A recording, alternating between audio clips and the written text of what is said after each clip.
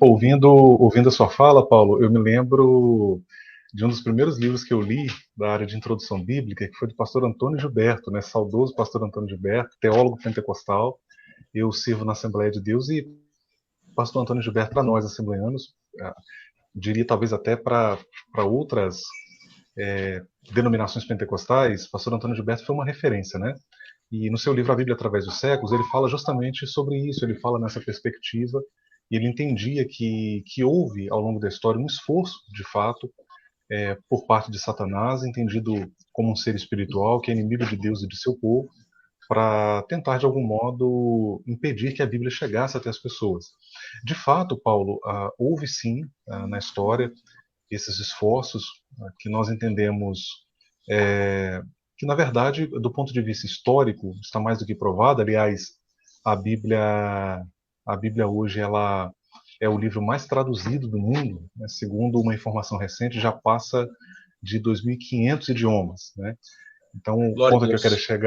o ponto que eu quero chegar é que esse esforço não deu certo, né? A Bíblia, pelo contrário, ela é um livro muito difundido, é o livro mais traduzido, mais publicado, mais editado, e é também o livro mais comentado, ou seja, ela suscita publicações a seu respeito, né? E para citar alguns exemplos, Paulo, nós temos o caso do imperador Diocleciano, que teria, o pastor Antônio Gilberto cita isso no livro A Bíblia Através dos Séculos.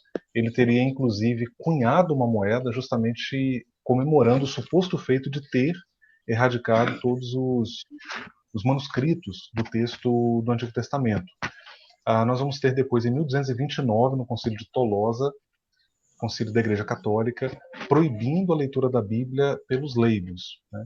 Mas eu penso, Paulo, que do ponto de vista é, dos manuscritos, vamos considerando, né, a questão dos manuscritos da Bíblia, é muito complicado, é muito difícil você, mesmo em tempos passados, você impedir essa veiculação. Que, por exemplo, por mais que tenham havido por mais que tenham existido esses esforços, né, se nós considerarmos o P52, que é o papiro John Rylands, né, chama-se de papiro John Rylands porque está na biblioteca John Rylands.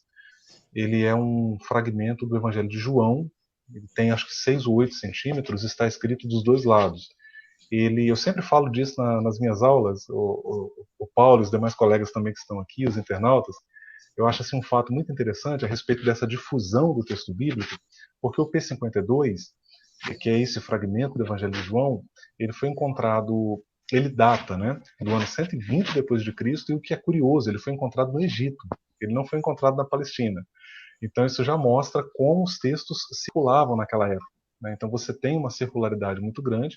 E um outro fator que eu destacaria também, Paulo, é a quantidade enorme de manuscritos que a gente tem. Embora a gente sabe que a maior parte desses manuscritos é de fragmentos, né? Nós temos livros inteiros, rolos completos, como é o caso do manuscrito de Isaías.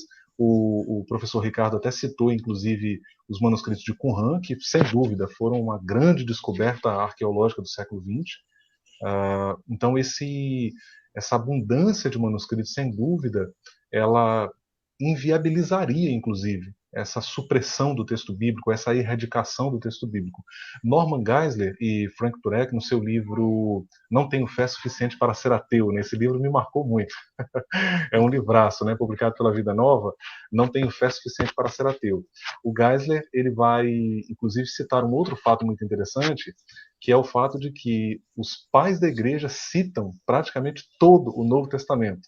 Então é um outro fato também muito interessante, né? Então você tem, tudo bem, perdemos todos os manuscritos do Novo Testamento, todas as cópias manuscritas do Novo Testamento, desde fragmentos até manuscritos inteiros, livros inteiros, mas a gente tem as citações dos pais da igreja, e isso nos permitiria recuperar o texto bíblico. E aqui, Paulo, para encerrar essa contribuição e não tomar muito tempo, né, Vontade. eu terminaria dizendo o seguinte: eu sou um defensor da inerrância, mas eu não sou um inerrantista radical.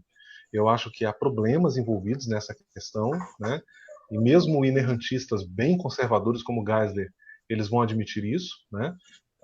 Então eu acho que há problemas envolvidos, mas falando disso tudo aqui, eu não consigo deixar de crer que a Bíblia ela é um presente de Deus para nós, né? Ela é um presente de Deus para a humanidade. Ela chega para a gente quando você considera todos esses fatos relacionados à Bíblia, nos leva realmente a pensar que houve ali uma atuação divina ao longo da história para que a Bíblia nos alcançasse. Aleluia.